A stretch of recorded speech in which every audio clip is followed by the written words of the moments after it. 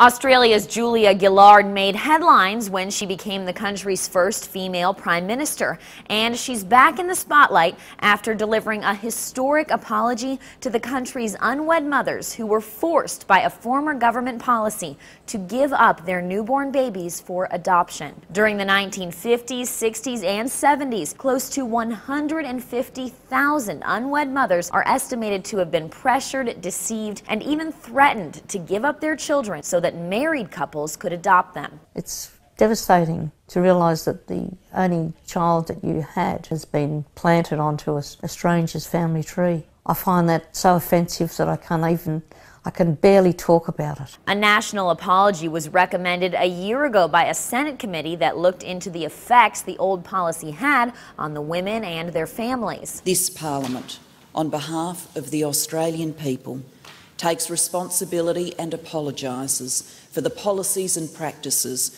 that force the separation of mothers from their babies. More than 800 people attended the event in the Great Hall of Parliament House. The audience responded with cheers, tears, and a standing ovation once Gillard was done speaking.